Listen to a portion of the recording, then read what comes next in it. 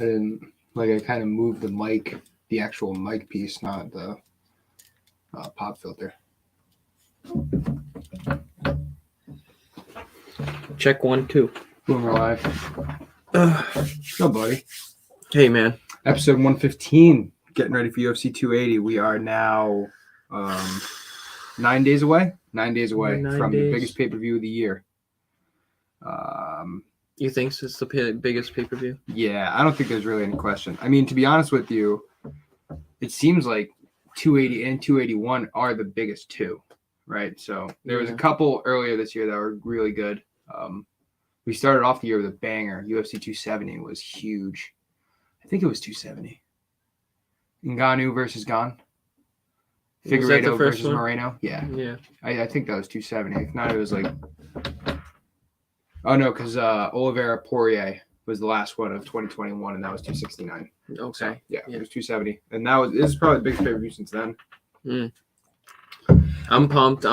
Dude, would be curious if Volkanovski ends up fighting. Dude, I ran a poll. Well, it's not going to happen. But. No, it's not. I ran a poll that said, if Volkanovski had to step in, who would you more be in favor of seeing him fight? Makhachev or Oliveira? And everybody said Oliveira. Like it was like 92% Oliveira, which I thought was interesting. Yeah, probably. It's the fight I would want to see too. And then DraftKings, one of those betting websites, put out the odds for hypothetical matchups if Volkanovski were to step in. So if it's Volkanovski versus Oliveira, Volkanovski is minus 120. Are you ready for this? Are you ready for this? Are you sitting down? You sitting down? Volkanovski versus Makhachev. Volkanovski is plus 280. Oh my God. Makhachev is like minus 330. Charles Oliveira can miss weight. I would hammer Volkanovski. That's what I tweeted. I said I hope Oliveira misses weight now so I can hammer Volk. I would hammer Volk against either one of these two. I really think that Volkanovski can beat either one of them. Yeah. I think there's few welterweights that could beat Volkanovski. That's saying something. Like I want to see Chimaev versus Volkanovski at 170. That is a big statement.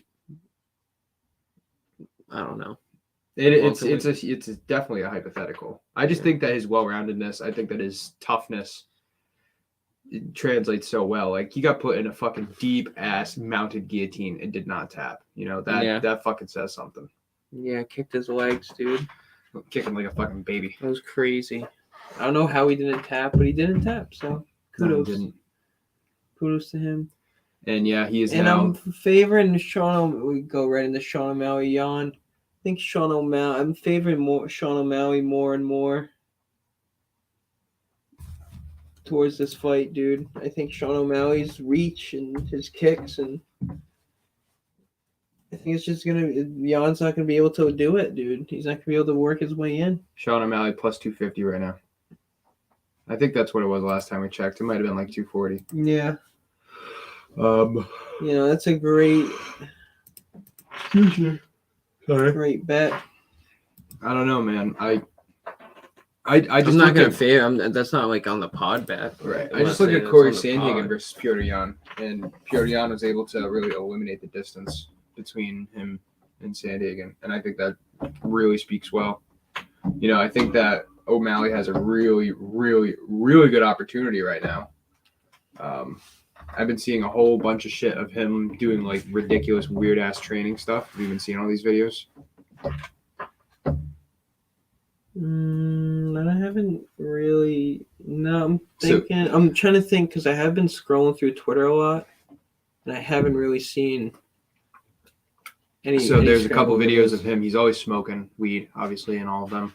But he's like, he's on a medicine ball, and he's like punching a blow-up doll with a boxing glove, and then having a weight in his other hand, like just doing some weird shit. Yeah. There's another one where he's running on sand dunes. Oh, the scooter, is it? With him on the scooter?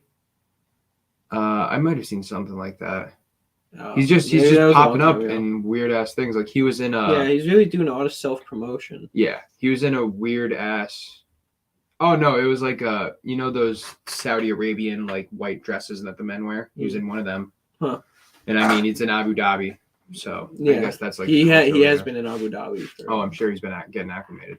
Yeah. Makachev and Oliveira have both been there for over a week. Yeah. So. Yeah, well, that's not like really a far. No, it's not. Yeah. And I think it's crazy that this fight was originally. I'm surprised it's in Abu Dhabi. Well, Dana White offered both fighters the fight in 283, which is the card that's going to be happening in Brazil in January. Yeah, and they said no. And Makachev's team said no. He said he wants to do it in closer to home. And Oliveira said, I'll do it either one. I don't fucking care. So big ups to him. I think that, a Brazilian card, a Brazilian venue would definitely have the hometown advantage for Oliveira. Yeah. Like, there's no question. Yeah. Now, the Abu Dhabi card definitely has the hometown advantage. I wouldn't say as much as it would have for Oliveira in Brazil, but it's definitely a home field advantage for Makachev. Yeah, definitely favors him more to do it there than in Brazil, obviously. I mean, listen, it's going to be a great fight. I'm picking the underdog no matter what. I mean... Well, the underdog is going to be Oliveira. Yeah. You're confident, huh? I am. I haven't wavered. I think I've said Oliveira for a while. I think he knocks him out, and I'm not going to put him on a lot of tickets. I honestly kind of want to say Oliveira sub. Like, I really do. I think that he knocks him down, gets on top of him. Makachev gives him his back. He chokes him. Rear naked chokes him. We'll see. Yeah, we will see. 9 days away. We will fucking see. I can't wait, dude. We've been talking about this card for a long time. Yeah. It's definitely the most hyped main event that we've seen in a while, right? Yeah. Like, Chimaev Diaz was hyped, but it wasn't like UFC landscape changing hyped. It was just hyped because it was a cool fight that was going to happen, even though it didn't even fucking happen. And then besides that, like, I can't really think of any others. I'm honestly drawing blanks on the last couple pay-per-view fucking main events right now.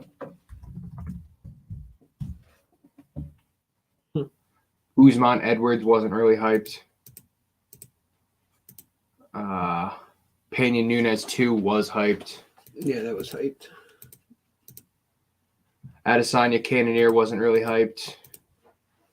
Teixeira Prochazka was kind of hyped, but there hasn't been anything anywhere close to 280. Yeah.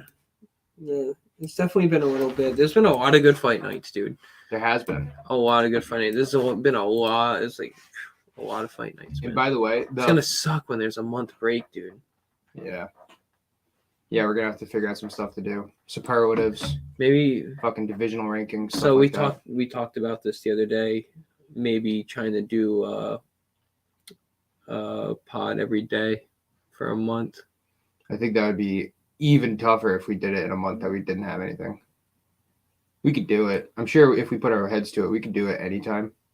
But I'm just saying it would be even more difficult if we don't have anything going on. No, I'm not saying that month. Yeah, it could be that. No. Speaking of really good fight nights, by the way, the fight night coming up after UFC 280, mind you, we have this fight night coming up on Saturday, Araujo versus Grasso, which should be a good card. Yeah, and I'm gonna go underdog in that fight. Vivian Araujo plus 190, Alexa Grasso minus 230. So those lines have moved up, by the way. But yeah, what I was saying, the fight night after 280, Calvin Kattar versus Arnold Allen, that is a sneaky, really good card. Yeah, we do. Really good card. You have Dustin Jacoby versus Khalil Roundtree. You have Phil Hawes, Roman Dolidze, Mark Madsen versus Drakkar Klose, Andrei Arlovsky versus Marcos de Lima, Chase Hooper versus Steve Garcia. Ooh. There's a lot of fucking good fights on this card. I might have Steve Garcia in that. Chase Hooper's still only 23 years old, huh? Good for the kid. Good for the kid. This week's coming up in the fight now. We got UFC Vegas 62. We have Alexa Grasso versus Vivian Araujo. Like we already said, I believe it was Alexa Grasso. Yeah, what's your take on this fight? Favorite. Because you know them more than I do. Listen, is it worth taking the underdog? Because we know how chick fights are. I think that it is worth taking the underdog, and here's why. If we can pull up sorry. If We we have to can go pull the up other the way. database. Just got to bring this up real quick. This is a women's flyweight bout, by the way. So, Vivian Araujo is the underdog in this fight. Her last loss is to Caitlin Chukagan, who is like the second best fighter in their division. Meanwhile, Alexa Grasso, who is the favorite, has a 3-fight win streak, 4 of her last 5. And she actually only lost to Carla Esparza, who is now the strawweight champion, moved down a division. The thing about Alexa Grasso is her last 3 wins, Joanne Wood, Macy Barber, Leona Kim. Macy Barber's kind of a good win. Macy Barber's all right. Joanne Wood's all right. I would say Joanne Wood's better than Macy Barber. Okay. I don't believe that. Kim, nah. So hold on. Where is Wood and Barber? Are they bantamweight? Do you not have them? No, I'm sure I do. Barber isn't ranked, I'm pretty sure. So I'm looking for Joanne Wood. Although Joanne Wood might have retired. I'm just trying to see if this is Alexa Grasso's, like, I think she just moved to flyweight. I don't think she's been there that long. Because Carla Esparza, Carolina Kalakevich are both women's strawweight, right? Mm-hmm. Is Barber down here? Dude, I know I have Barber on this fucking... Macy Barber. Hold on. I'm pretty sure Alexa Grasso has only recently moved up to flyweight.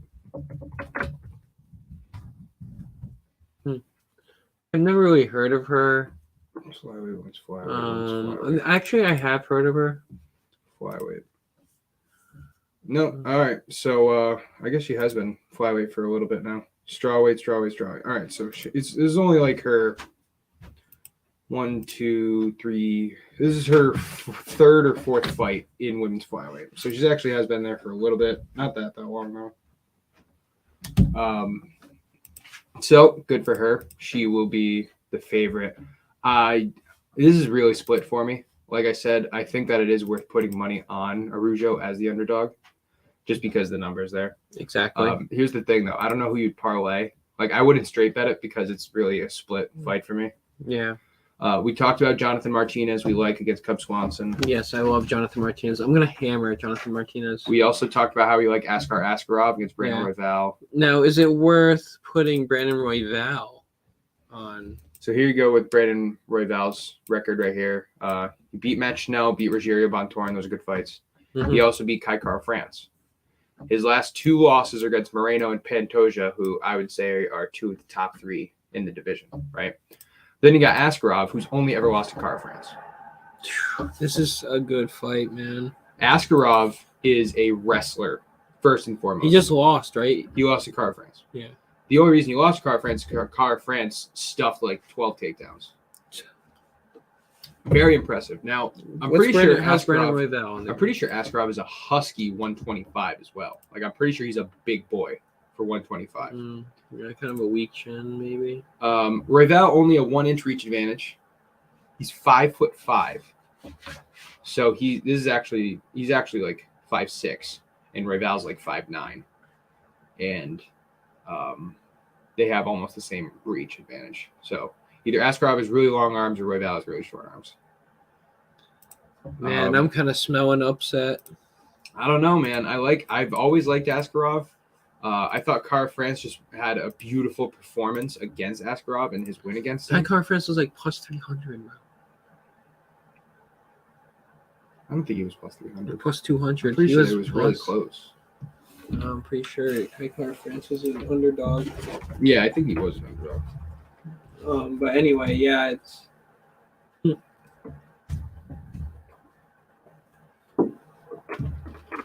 I don't know. It's. Yeah, he was plus 310. You're fucking right. Plus 310. Askarov had a terrible performance. I think he's going to bounce back against Brandon Royval. It is a close fight, but like I said, there's a reason that Royval is such a favorite, or Askarov is such a favorite. Yeah, you might have to look into that fight. I might have to.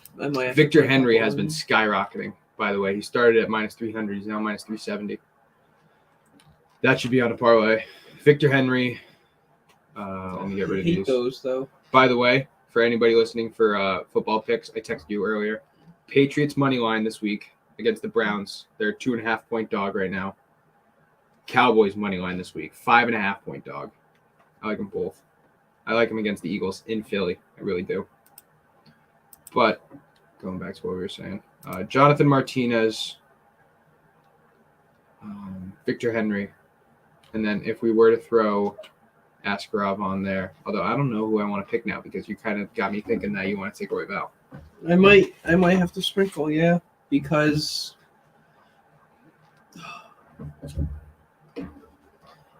if I'm thinking Brandon Rival's on the same level as Kai Kara France, or maybe the same, maybe a little Royval less. did beat Car France. That's what I mean. And Askarov lost to him. How long ago was this loss, though? Car France lost to Royval September 2020 by a guillotine choke. So it wasn't that long ago.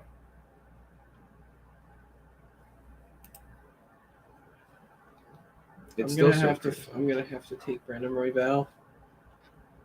Askarov also drew against Moreno in 2019. Askarov beat Pantoja.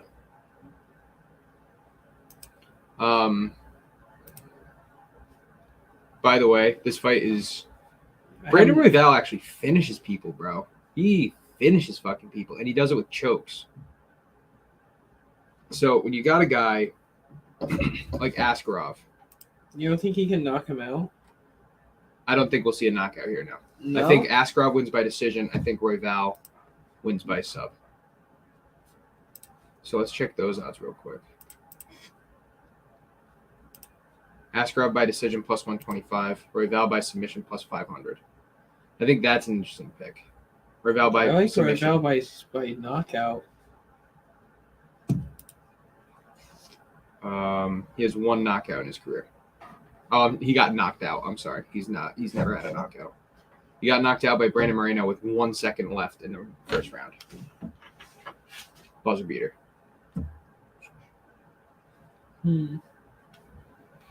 First time ever? What's him by knockout? Plus 950. That is the worst method. Or the best upside method, I guess I should say. Askarov by submission plus 250. Askarov has never not gone to a decision in the UFC. By the way, which I think is very interesting. It is interesting. He's 3-1 for unanimous decisions, and he has a draw against Brandon Moreno. Draw? Or a split decision? No, he drew against Brandon Moreno. Really? Mm-hmm. Huh. He's only been in the UFC for 3 years. I find that interesting. That is interesting. How long has Brandon Royval been? No, not that long. Less. 2.5 years. Not even 2.5 years. Around the same. Yeah, just about the same. The flyweight division's like that, though. Like, they kind of had a huge burst on the scene of a bunch of these guys. Yeah. The flyweight division, I really think, is the closest division of any other division. I just think that, one, they're not as big of a deal. Like, they're not as promotable. They don't have as big as stars. Yeah. One of the reasons Dana White just doesn't fucking promote them. And two, the reason that it's so close is because to be 125, you're so quick, you're so agile, you're so well-rounded. Like, you don't see specialists. You don't see specialists in the flyweight division. I'm gonna go Brandon Royval decision. Plus 600. It's not a bad bet. I don't mind that at all. Yeah. Jordan Wright versus Dusko Todorovic is also a good fight, man. So, by the way, if we were to parlay Henry, Martinez, and Oliveira, we're looking at plus 400. If you're to add... Oh, we really have such different opinions on UFC 280. It's crazy. Yeah, Victor Henry and Jonathan Martinez are my locks for this weekend. That's what I would go with. All right. Yeah, I'm gonna go. I'm gonna take a quick commercial break. Jonathan Martinez is a lock this week. So is Victor Henry. Second fight in the UFC. He's fighting Rafael. What's the odds on that? Minus 370. No, both combined. Minus 111. We'll be right minus back. 111 for. We'll be right back. We're going to do a discussion right now. Right. Oh, you're not even ready to do a Well, yeah, commercial? I just wanted to double check since you asked. Yeah, minus 111 for Oh, both yeah. of those. All right. We'll be right back from word from our sponsor. Actually, it's just a commercial for our own ad. Go check us out on Twitter at Oh, is this the new @complete_MMA. one? No, this is the one I've had for a while. But it makes more sense because the first one is a fight that just got announced, which we will talk about when we get back.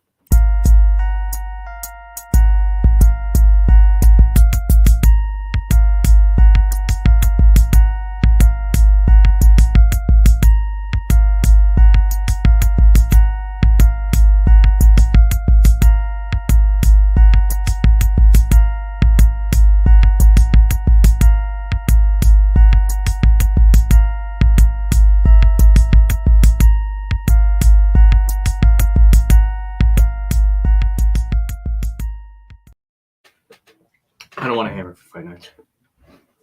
No, but the just Victor Henry and Jonathan Martinez. I know. Might do that.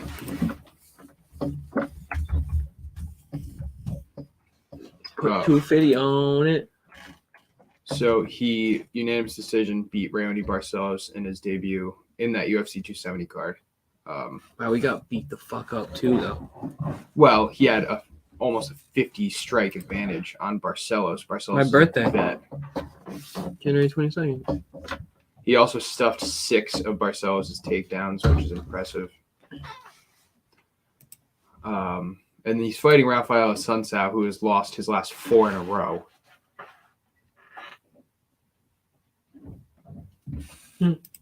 Four in a row? Mm-hmm. And he's fighting him? Victor Henry's fighting Assunção, who's lost his last 4 in a row. That's what I'm saying. Assunção's old now. Bro. He's 40. All right, go to Cub Swanson now. Please. Pretty sure Swanson won his last fight. Yeah, he beat Darren Elkins. He got liver kicked by Giga Chikadze, but he's won 3 of his last 4. His only loss has been against Giga Chikadze. Lost to Shane Burgos, though. That's a good loss. It's a good loss. Moicano's a good loss. Edgar's a good loss. Ortega's a good loss. Like, Holloway's good. Edgar's a good loss. He doesn't have a lot of bad losses in the fucking UFC, man. I gotta tell Jonathan you. Martinez is good. Let's look at Jonathan Martinez. We got Martinez on a 3-fight win streak against, I'm sorry to say, not great competition. Vince Morales is all right. He lost to Davey Grant. Lost to Andre Ewell. He has good wins here, don't get me wrong. Thomas Almeida in 2020 is okay. He doesn't have that great a win. I'm not going to lie to you. Now looking at this, I'm not as confident in Martinez. I almost want to bet Swanson. I'm not. I'm just saying.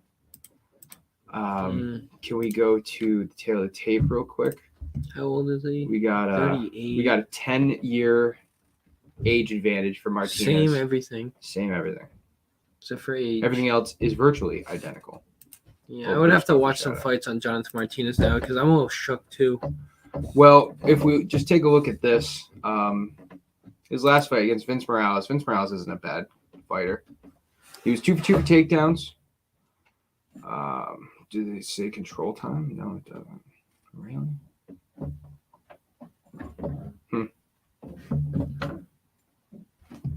Control time 41 seconds. So barely any control time. He took him down. He didn't keep him there. Vince Morales only landed 33% of his significant strikes, which is pretty bad. So good on Martinez for that.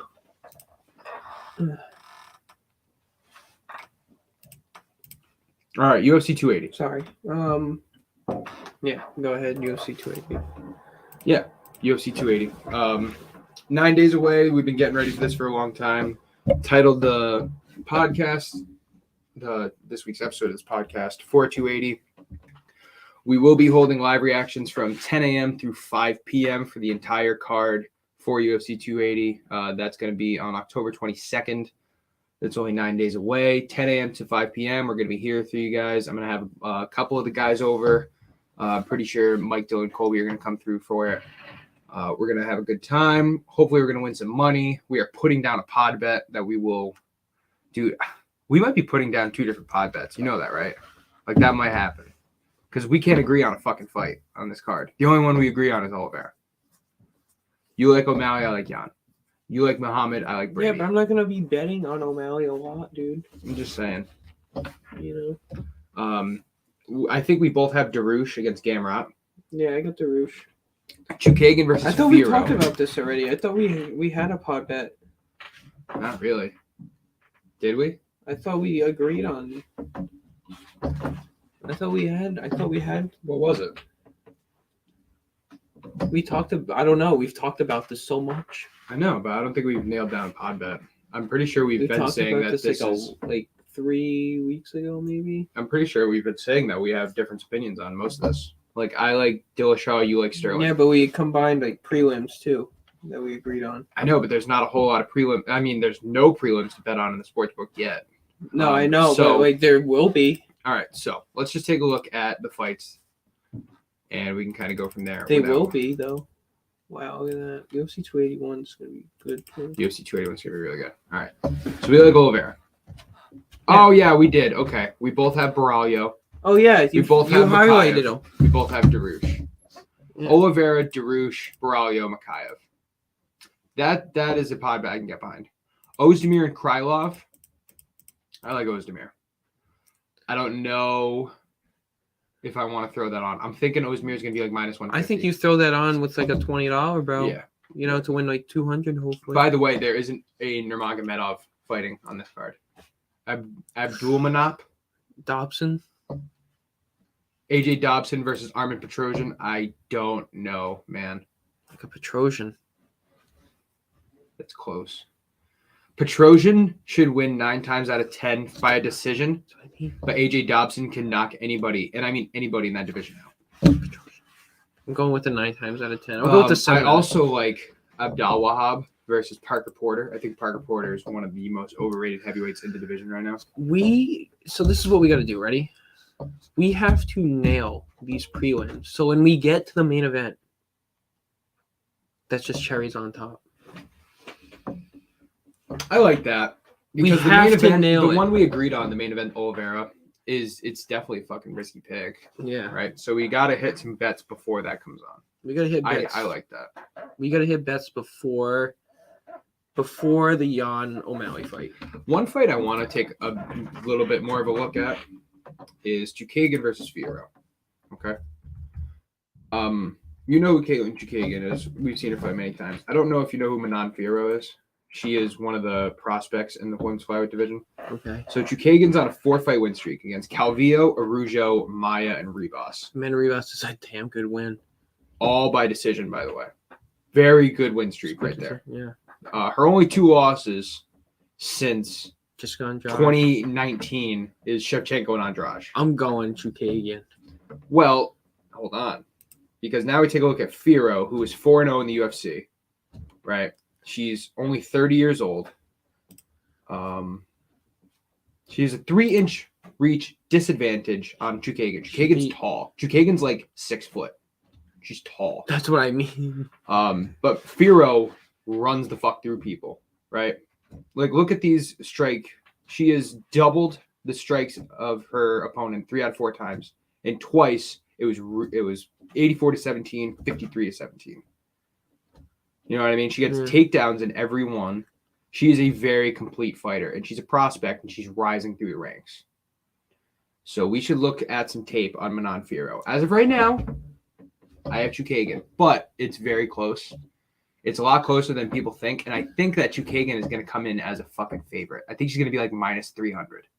So I'm just saying. I don't think so. I don't think that'll be it. So I think we should look at some tape. Yeah, I'm definitely down to look at tape. But for right now, side note that or something. I like Chukagan a lot.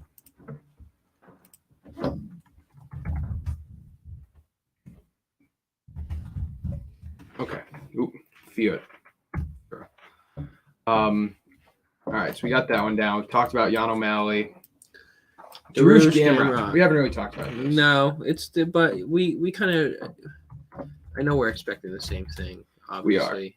We are. Now the thing about it is, we both picked Darush. We know Darush a lot better. We don't know Gamrot that well. I'm just saying. Darush, we know, is on a 7-fight win streak. Now he's on a 7-fight win streak, but He beat Jakar close by knockout. It's a good win. Mm-hmm. He subbed Drew Dober. It's a good win. It is a good He win. destroyed Thiago Moises by decision. Good win. Good win. He had a first-round knockout of Scott Holtzman. Scott Holtzman's all right, and you would expect a first-round knockout, so I would say that's a good win. Diego Ferreira was a split decision. Now, Diego Ferreira has taken a step down in his last couple fights, right? Diego Ferreira's kind of fallen off. And then he unanimous decision beats Tony Ferguson, who, as we know, has taken a couple steps down. A lot of steps back. 20 So steps back. he's on a 7-fight win streak. The first 5 fights, or the first 4, the first 4 fights were very impressive. And he's kind of tapered off. You know, he hasn't gotten a decision in over 2 years, or he hasn't gotten a finish in over 2 years. He is 33. He's 33 years old. He fights Mateusz Gamrot. Mateusz Gamrot is 32. He will have Darush will have a 2-inch reach advantage. And Gamrot is also on a 4-fight win streak. Beat Scott Holtzman, second-round knockout. So they both knocked out Holtzman. Jeremy Stevens, impressive. 1-punch knockout, though. He beat Diego Ferreira by a knockout, where Darush went to a split decision. And then he unanimous decision, big air quotes, unanimous decision beat Arman Tsarukyan. And oh my god. That was the fight that Tsarukyan should have won. Yeah. So what do you think wins, Tsarukyan or Beneil Dariush?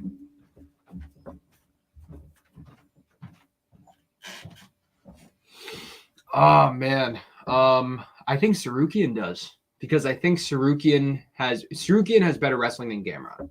Darush, we know, relies on his wrestling. And I think that's Tsarukyan to be able to keep Darush off of him.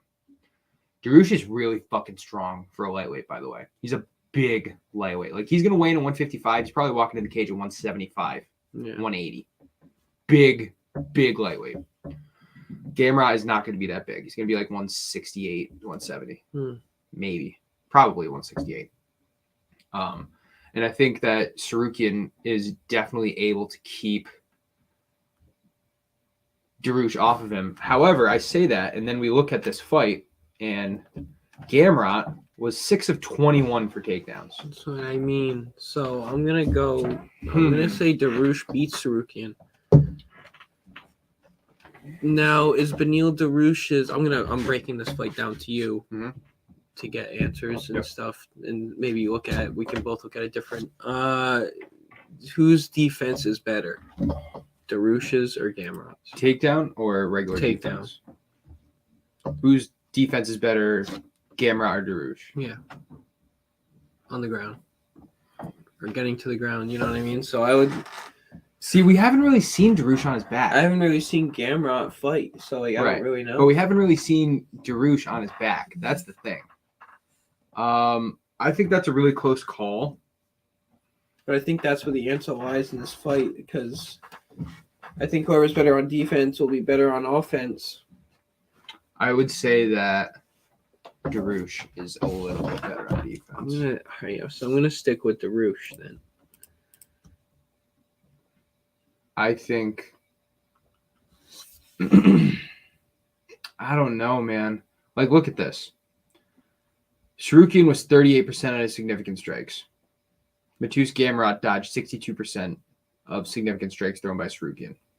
He also dodged 7 of the 8 takedowns by Tsarukyan. That's impressive. It's very impressive.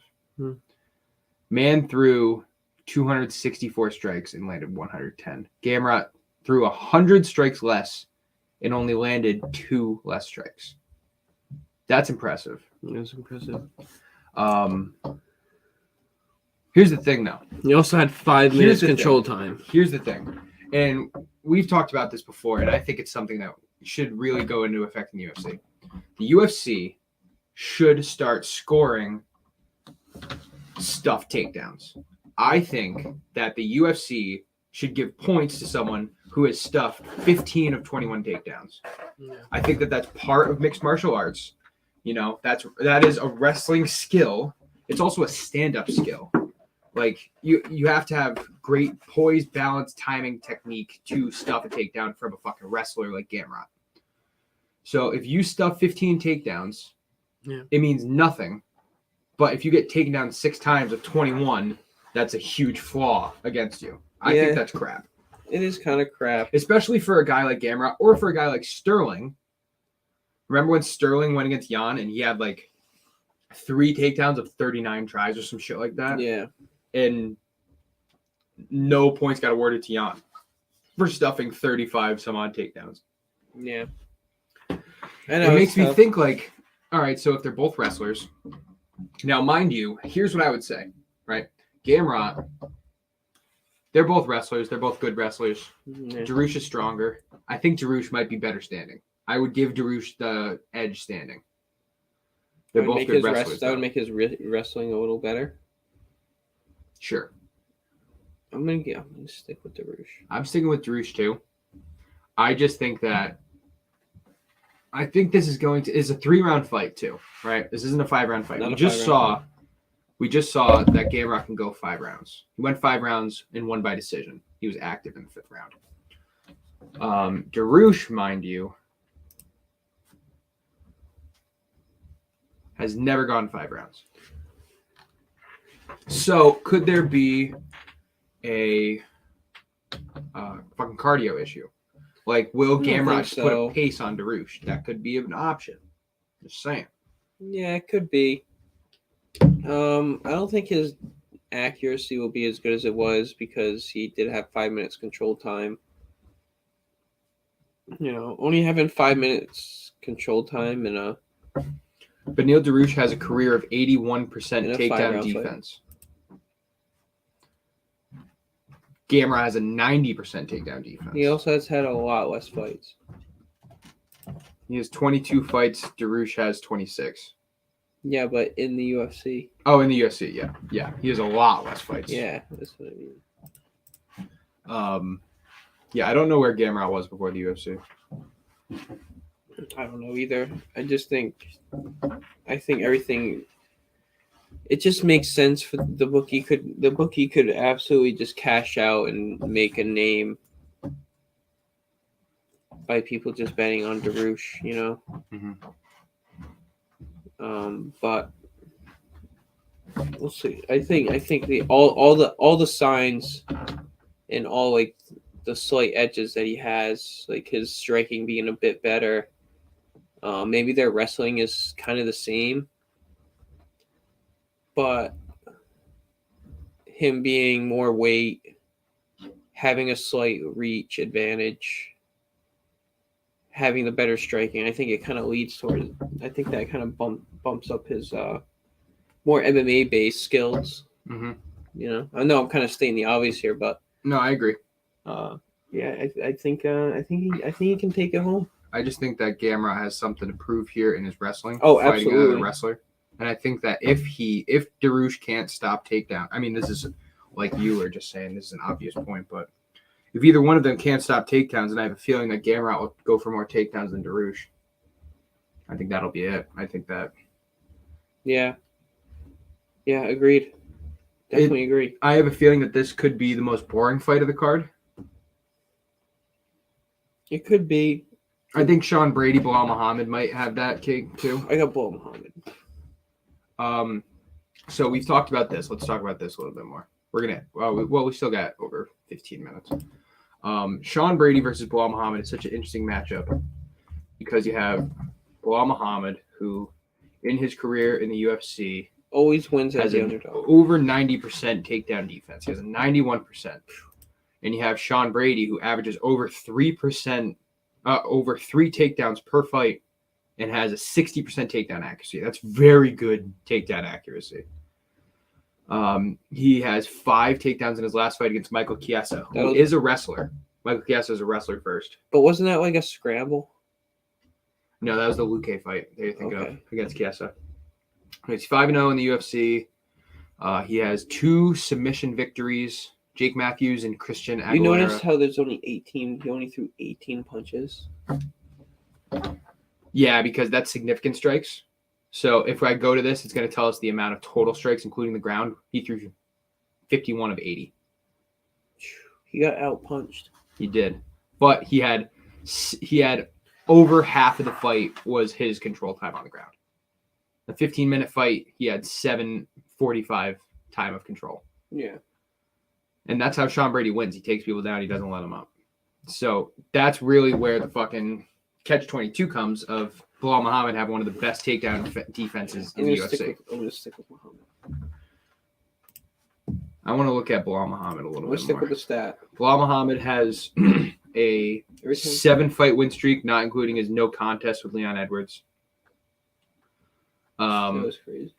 Here's my thing, though. Luque is a stand-up fighter. Thompson, stand-up fighter. Damian Maia's jiu-jitsu fighter.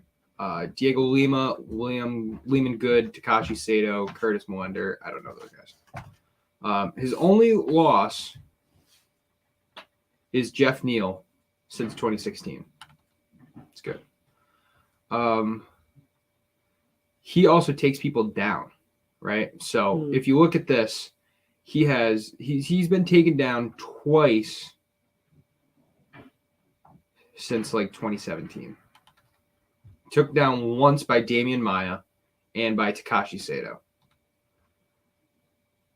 But he's not fighting wrestlers. That's the thing. Like, he's not fighting. The one time he fought someone with wrestling capability, he did get taken down. Now, he ended up beating Damian Maia, who was 42 at the time. You know, I think that is worthy of some discussion. Damian Maia was 1 of 21 for takedowns in that fight. 1 of 21. That'll help out your average. Yeah, that'll really help out your average. And then you look at this. Luque was 0 for 0 takedowns. Thompson was 0 for 1. Maia, like we said, 1 for 21. Leon Edwards, 0 for 1. Diego Lima, 0 for 1. Lehman Good, 0 for 0. So he's not fighting wrestlers. And that's where they both are coming into a fight that they're up against the wall. I think that this is actually a really good matchup of styles. I really do. You got Sean Brady, who, let's be honest, is not the best striker. You know, he's never knocked someone out in the UFC. And I don't believe has ever landed more. All right. His first fight against Court McGee, he only went for 3 takedowns. He landed 148 of 240 strikes, 56%. So he can land strikes, but that's against Court McGee, who's like 36 years old, 38 years old, past his prime. Bilal Muhammad's going to have the stand-up advantage. 100% is going to have the stand-up advantage. He's a meticulous, calculated defensive striker. Not to the extent of Adesanya, but a very similar style, I think, of Adesanya. Like, he throws counter punches. Very good at distancing. Yes. By the way, the distance in this is equal. Just saying. Equal reach. And then if Sean Brady can get to the ground, if he can, Sean Brady will have the advantage on the ground. This is a really fucking even fight. This is a fight that I could see being clinched up for most of the time. And Sean Brady goes for a takedown, gets stuffed, they go back to the clinch. They have 2 minutes of stand-up where they both throw 4 punches, and then it goes back to a clinch. Like, I think this is probably going to be the worst fight of the night, which is unfortunate because it's a really interesting fight. Yeah, I'm curious. I'm going to stick with. You got Sean Brady, who's 15-0 in his career. Bilal Muhammad, who's on a 7-fight win streak. Something I got to give. Damn, Sean Brady hasn't lost, huh? He's never lost. He's 15-0, 30 years old. Damn.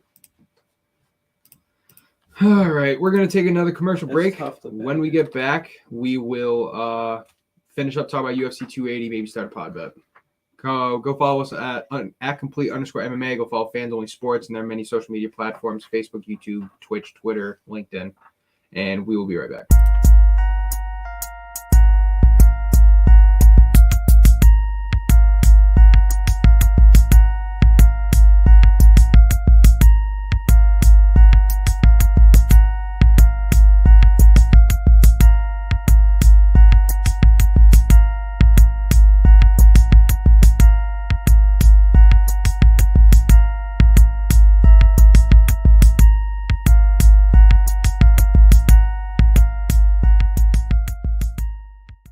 Really? Yeah. But if you said you were down, I would have went. Nah, I don't think If you're down, I'll go. we'll save it for next one. We gotta at least go to. I think next week Thursday Night Football is interesting. I want to say it's the Saints versus shit. I can't think of it right now. I don't know who it is. Thursday Night Football is usually a bad game anyway. But yeah, this week this is people thought last week was a terrible game. I think this week's gonna be even last more week terrible. there was no touchdowns. I'm going to respectfully disagree with you. It was an awful game. As someone who appreciates good defense, I thought it wasn't a great game. It wasn't even a good game. I thought it was an okay game.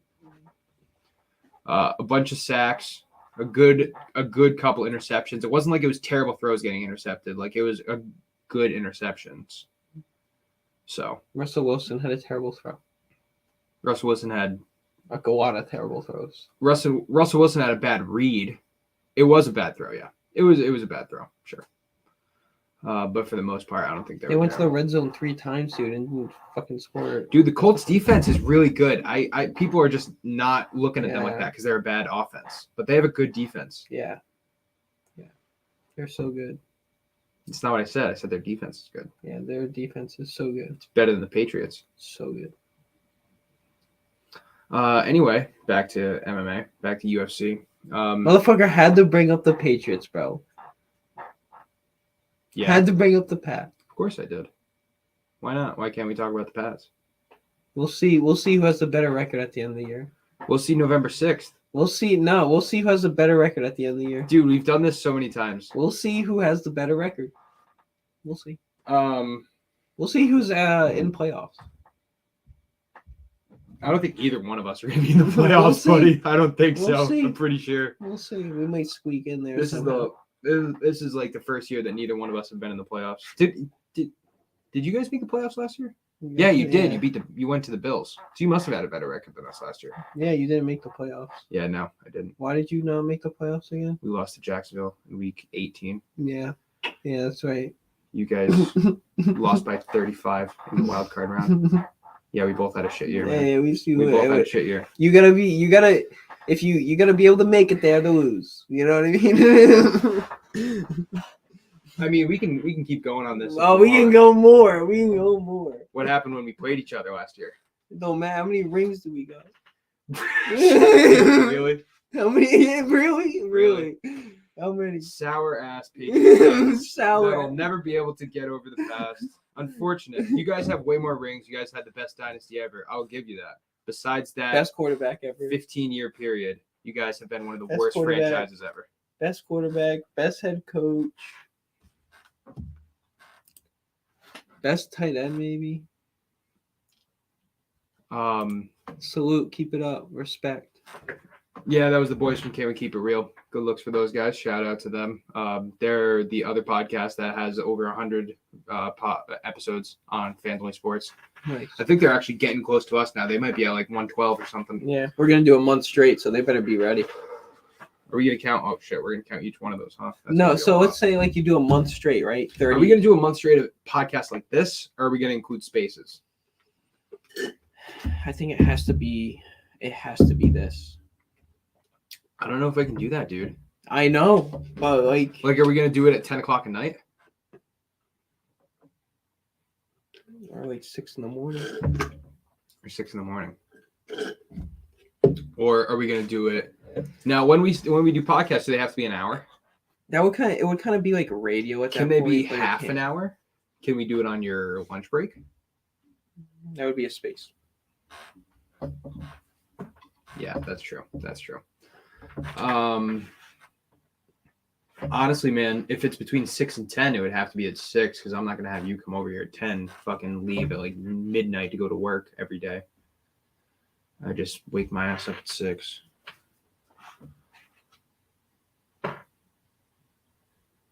We can figure that out. Nah, but it is like if you think about it, you do 30 days of work instead of 30 weeks.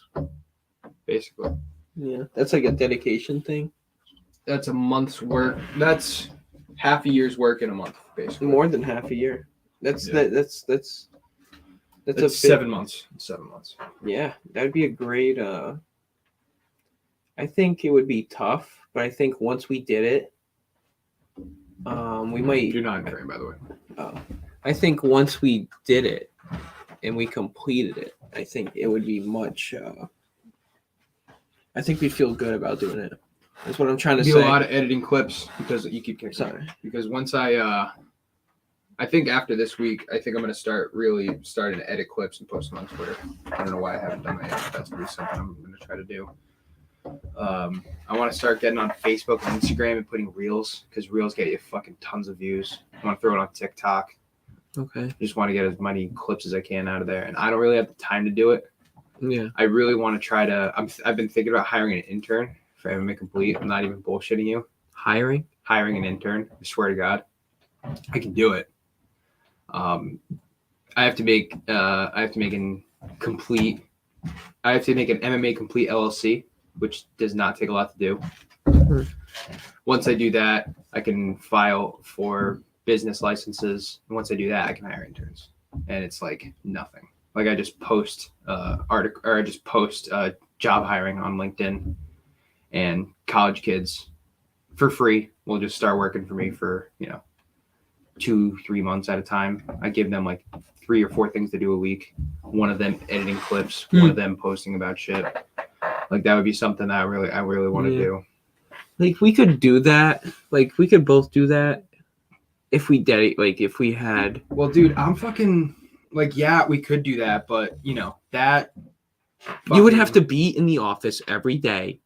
You have to be on your shit. I know, but the extra 40, not even the extra like 20 to 30 minutes that it takes to do all the extra shit that I would get people to do is the 20 to 30 minutes that I want to like be able to hang out and eat in between my 2 jobs. You know what I mean? Like I'd just be working through lunch at that point. Yeah.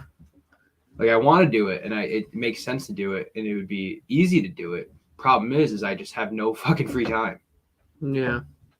Well, you could like, if you did have all the time to do it, and just to do like Twitter is kind of like not an all day thing, but like you gotta be like ready on like the snap. You gotta be ready.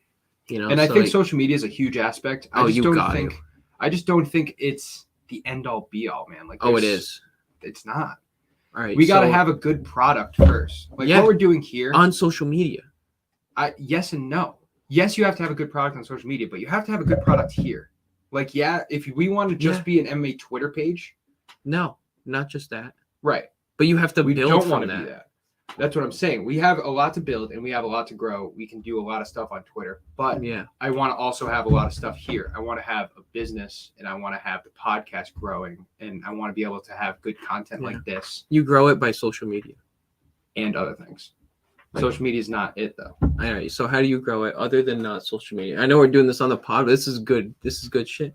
How do you grow it? I think we make without clips. Social media. I think we. But where do you post that?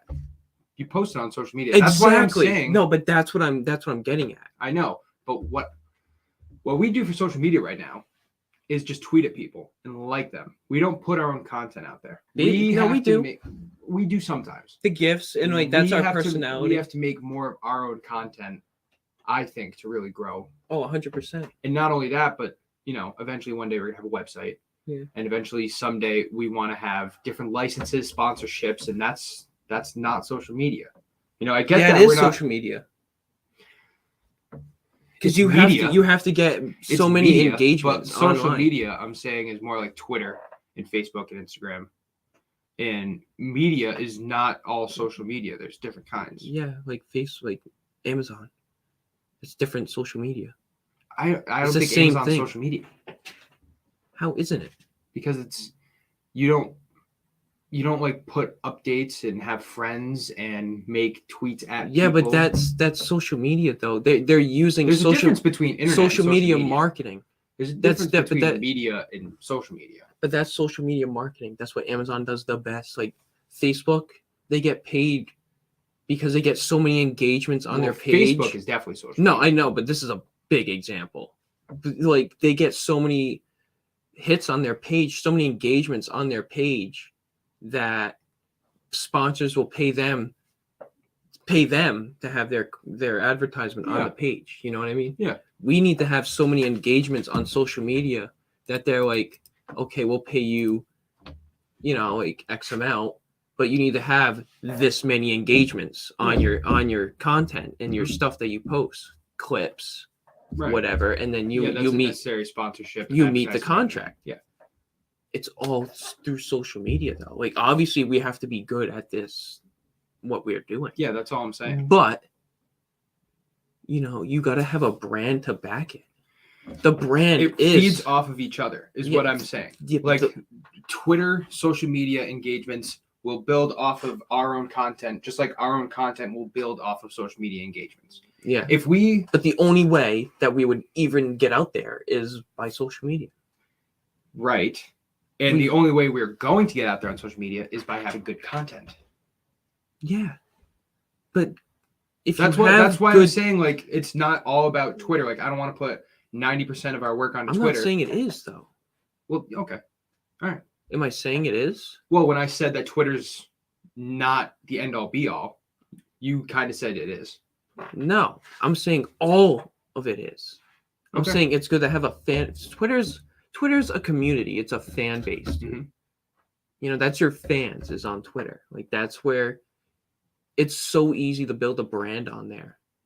If you just engage every day, people do it every day.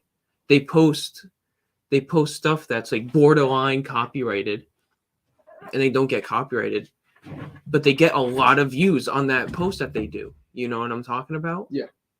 So they get so many followers by that. It's all about. I'm not disagreeing with you. I think that we're kind of like Rumble. On most I think we should. I think we should be posting on Rumble instead of YouTube. More people are going to Rumble than YouTube. I would say both. I'd say there's no if anything, reason. it'd be both. But I think Rumble has the potential to take off. I think we should be posting on Truth Social. I think we should all this new social media that people. It's like I'm not a new social media guy. Like maybe you should be, because it's kind of the business that we're in here. It's like the trickle down effect. Like you got Ninja, this big streamer, right? That was getting hundreds of thousands of viewers. He gets like none now. None. But you got all these other streamers like Nick Merckx, Disrespect, and all these other streamers. They have so many viewers all of a sudden because they all trickled down and went to the other people, dude, because they thought the other people were more better. I just think the more places that we are, and even the newer places, like maybe we should have a Reddit page too. Have your own Reddit page. I agree with you. I think that would not hurt at all. At all. It's not gonna hurt. At all. It's not gonna hurt. I don't know if because that would just mean more hits, more engagements. I think that for right now, you can have more platforms that are going to get us views. I think that in the long run, having content on platforms like Rumble or like these other social media sites that more than I do, that are kind of new and popping, I think that's a long-term potential. I think for right now, I don't see how. I agree with you. Like, I've been saying this for a while that we need to get on Facebook and Instagram. Reddit's another great shout. And Rumble's those staples, like those really good blue chip platforms, if you want to call them that, like the ones everybody knows, the ones everybody's on. I think that those are the ones that are not only going to, sustain longer success, but I think those are the ones that in the short term are going to give more views. Yeah. I agree with you. Well, it hasn't. I agree with you that, putting ourselves on more platforms, it's not going to hurt us. At the very least, it's just going to gain us more attention from other people's eyes. Yeah. I have other things to do that I think I take more precedent than that right now. Yeah. I would just ask yourself, is it working? That's what I would ask yourself. And then I would say, could it be better or worse? No, it couldn't be worse. That's all. I would just look at it more broadly and say, maybe there's a better way and an easier way. Leave you with that for today. Yeah, no, it's just like that, man. No, it's just like, is it working or is it not working? Because I feel like the YouTube thing, not working, and maybe you can have great content. you can have really good content, but if you have nowhere to put it, where is the content? So you think Like if you can have really good content here. Like people could fucking love us. Like the 5 people that tune in every week, the 3 likes that we got today. Like, yeah, they might really fucking love us, but if you got good content and nowhere to put it, well, where's your content? the content is still on the pages? Yeah, but you're not I hear putting. you. I hear you. You know, I'm not saying like that. I'm not saying like just looking at it from like a fucking I hear you, man. straight point of view. I think Rumble's big. You want to know why I think Rumble's going to be big? Because it trends way more often than YouTube. People actually talk about it way more. It's trending right now. You have like big YouTubers going there tweeting about it. Steve will do it. Andrew Tate, iShow Speed's going on there. Sneeko, big podcasts that do get censored by YouTube and Spotify are going on Rumble. Yeah, I think it's a great idea. Great idea. And it would not hurt. No, it wouldn't. And I think Facebook is very key too. Very key. People get a lot of views on Facebook. I don't know why. It's because that's where everybody is. Facebook, yeah, I guess. Even though it's still like, everybody thinks of it as like 15 years past its prime. It still has like, it's over kind of easy to get it's kind of easy to get lost in videos on Facebook because it's kind of like one after the other, like long videos, like it's not like TikTok, it's over in 9 seconds. There's like 15, 20-minute videos on Facebook, dude. Yeah, I was just watching one while you were. Yeah, it's like that's what I think is that's different, and it's not like Twitter that it's like 10 anywhere from 7 seconds to or 3 seconds, mostly 7 seconds to 2 minutes to read 3 minutes, 60 seconds. All right, well, it's past 8. About time to watch some football. Quick pod bet for this weekend. Yeah, quick pod bet for this. weekend. Jonathan Martinez and Victor Henry. Okay, there you have it. That's kind of. I'm not really comfortable betting on anybody else. I'm gonna put 2.5 units on there. Minus 111, you'll hit like 220, 210, something like that. 210, 215. Yeah, I hope what we just talked about doesn't like. I hope if Ron is listening, I hope he doesn't take it like that. I think he should be looking into that as well. For sure. For sure. All right. Well, thank you everybody for tuning in. Check us out at our Twitter @complete_MMA. And go follow FanDuel Sports on their many social medias. We will be back next Thursday, as we are every Thursday at 7 p.m. And then we will be back October 22nd for our live reactions for UFC 282. Yeah, new setup for the live reactions. Yeah, big things coming. Hopefully all the boys are over so we can actually kind of show it off. But yeah, that'll be it. Thank you guys for tuning in every Thursday. Come check us out. Hope everybody hits some money on the bets this week, like we will. Let's go under. Yeah, let's under. Go under. Yeah, let's fucking go under. I swear to God, let's go under. All right, and that'll do it for us. Catch you guys next week.